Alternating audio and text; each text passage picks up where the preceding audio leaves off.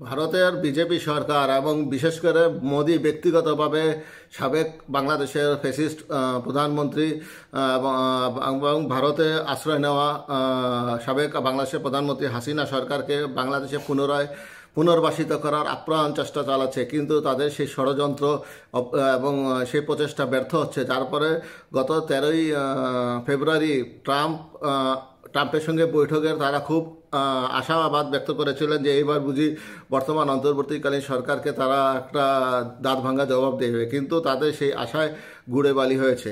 ওয়াশিংটনে মোদির সঙ্গে বৈঠক, বাংলাদেশ নিয়ে প্রশ্নে যা বললেন ট্রাম্প।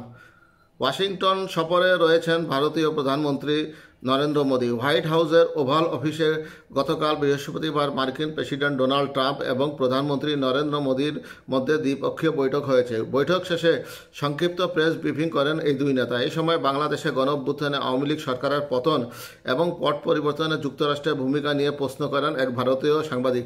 অর্থাৎ সেখানে সাজানো সাংবাদিক এবং সাজানো প্রশ্ন নির্ধারিত ছিল যাতে ভারত তাদের উদ্দেশ্য বাস্তবায়ন করতে পারে। কিন্তু ডোনাল্ড ট্রাম্প তো একজন বোকাশোকা মানুষ না, তিনি অত্যন্ত স্মার্ট লোক, তা না হলে তিনি কিভাবে দ্বিতীয় মেয়াদে নির্বাচিত হয়েছে।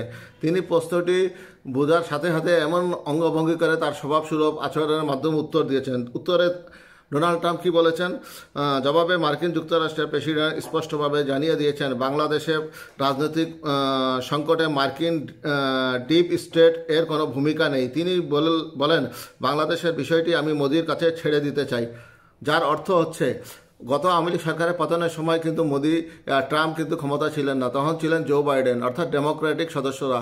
বাংলাদেশের মতো রাজনৈতিক সংস্কৃতি যদি থাকতো তাহলে ট্রাম্প সরাসরিভাবে বলে দিত হ্যাঁ এটা বাইডেন সরকারের একটি ভূমিকা ছিল, কিন্তু তারা তাদের জাতীয় নীতিতে ঐক্যমত্য ভাব পোষণ করে, তারা একটি স্ট্যান্ডার্ড রাজনৈতিক প্রথা মেনে চলে। তাই ডোনাল্ড ট্রাম্প অত্যন্ত স্মার্টলি এই প্রশ্নের উত্তর দিয়েছে এবং তিনি বলেছে গত হাসিনা সরকারের পতনের মূলে মার্কিন যুক্তরাষ্ট্রের কোনো হাত ছিল না এবং এই বিষয়টি তিনি মোদির হাতে ছেড়ে দিয়েছেন। কি কারণে যে মোদির হাতে ছেড়ে দিয়েছেন সেটা ট্রাম্পই ভালো জানেন এবং মোদিও ভালো জানেন, কিন্তু বিশ্লেষকরা মনে করছেন যে ট্রাম্প এই বিষয়টিকে কোনো প্রকার গুরুত্বই দেননি এবং ভারতের যে আশা ছিল এই বিষয়ে ডোনাল্ড ট্রাম্প একটু বিদ্বেষমূলক বাংলাদেশের বিরুদ্ধে বক্তব্য দিবেন সেটা করেননি, যার কারণে মঞ্চে বসা নরেন্দ্র মোদীকে দেখা গেছিল একটা ফ্যাকাশে চেহারা অবস্থা এবং এদিক ওদিক উনি তাকাচ্ছিলেন। অর্থাৎ ট্রাম্পের সেই আশা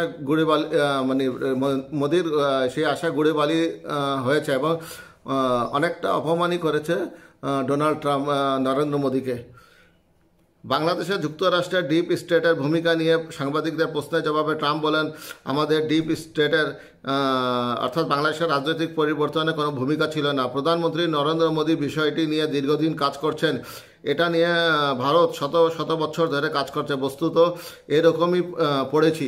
অর্থাৎ ডোনাল্ড ট্রাম্প বলেছে আমি পড়েছি যে বাংলাদেশের বিষয় নিয়ে ভারত শত বছর যাবৎ কাজ করছে এবং নরেন্দ্র মোদীও শত বছর কাজ করছে, এই ব্যাপারে আমাদের কোনো ভূমিকা নেই। অর্থাৎ তিনি ভারতের উপরে সব ধরনের দায়িত্ব ছেড়ে দিয়েছেন। অর্থাৎ বাংলাদেশে হাসিনা সরকারের পতনের পিছনেও নরেন্দ্র মোদীর সম্ভবত হাত থাকতে পারে বলে তিনি আকার ইঙ্গিত বুঝিয়েছেন এবং অন্যভাবে তিনি বোঝাতে চেয়েছেন যে বাংলাদেশের অভ্যন্তরীণ বিষয়ে ভারতই এটা হ্যান্ডেল করবে, এখানে মার্কিন যুক্তরাষ্ট্রের কোনো ভূমিকা নেই।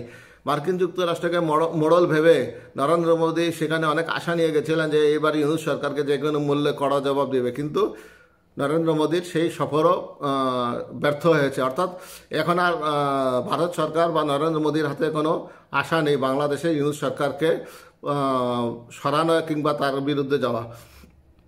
কাজেই বাংলাদেশের বিষয়টি আমি প্রধানমন্ত্রীর উপরই ছেড়ে দেব, অর্থাৎ ভারতের প্রধানমন্ত্রী নরেন্দ্র মোদীর উপর ছেড়ে দেব বলে মন্তব্য করেন ডোনাল্ড ট্রাম্প। এই বলে প্রেসিডেন্ট ট্রাম্প পাশে বসা ভারতীয় প্রধানমন্ত্রীর দিকে ইঙ্গিত করেন। নরেন্দ্র মোদী অবশ্য বাংলাদেশ ইস্যু নিয়ে কথা বলেননি, বরং ট্রাম্প তাকে ইঙ্গিত করলেও তিনি ইউক্রেন ইস্যুতে কথা বলেন। অর্থাৎ নরেন্দ্র মোদীও তো খুব চালাক লোক, তিনি বুঝে গেছেন যে ট্রাম্প বাংলাদেশ বিষয়ে কোনো পাত্তা দিচ্ছেন না, তিনি তাৎক্ষণিকভাবে বিষয়টি ঘুরিয়ে দিয়ে ইউক্রেন ইস্যুতে চলে যান।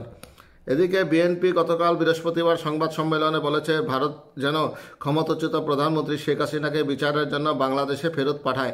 জুলাই আগস্টের গণঅভ্যুত্থান নিয়ে জাতিসংঘের তদন্ত প্রতিবেদনে দাবি করা হয়েছে ক্ষমতা ধরে রাখতে শেখ হাসিনার নেতৃত্বাধীন সরকার পরিকল্পিতভাবে বিরোধীদের উপর হামলা চালিয়েছিল এবং হত্যাকাণ্ড ঘটিয়েছিল। বাংলাদেশের পররাষ্ট্র মন্ত্রণালয় বলছে ভারতের কাছ থেকে শেখ হাসিনার প্রত্যাবর্তনের বিষয়ে ইতিমধ্যে অনুরোধ করা হয়েছে, প্রয়োজনে পুনরায় এই অনুরোধ পাঠানো হতে পারে বলে জানান। তবে স্পষ্ট করে বলা হয়েছে এটি একটি কূটনৈতিক ও রাজনৈতিক সিদ্ধান্ত, উপযুক্ত সময়ে তা কার্যকর করা হবে। প্রায় 16 বছর ধরে ক্ষমতায় থাকা শেখ হাসিনার আওয়ামী লীগ সরকার 2024 সালের 5ই আগস্ট ছাত্র জনতার আন্দোলনের মুখে ক্ষমতাচ্যুত হয়। এরপর শেখ হাসিনা ভারতে গিয়ে আশ্রয় নেন। জাতিসংঘের মানবাধিকার কমিশনের 2024 সালের জুলাই আগস্টে বাংলাদেশে বিক্ষোভ সংক্রান্ত মানবাধিকার লঙ্ঘন ও নির্যাতন শীর্ষক প্রতিবেদনে বলা হয়েছে, বিক্ষোভ চলাকালে আওয়ামী লীগ সরকার ও তাদের সমর্থিত বিভিন্ন বাহিনী ব্যাপক মানবাধিকার লঙ্ঘন করেছে বাংলাদেশে। জাতিসংঘের ওই প্রতিবেদনের পর বিএনপির মহাসচিব মির্জা ফখরুল ইসলাম আলমগীর এক সংবাদ সম্মেলনে বলেছেন, এই প্রতিবেদন প্রমাণ করেছে যে শেখ হাসিনা একজন ফ্যাসিস্ট। তিনি এদেশের জনগণকে নিপীড়ন নির্যাতন করে হত্যা করেছেন। আমরা জাতিসংঘ তদন্ত কমিটিকে ধন্যবাদ জানাই।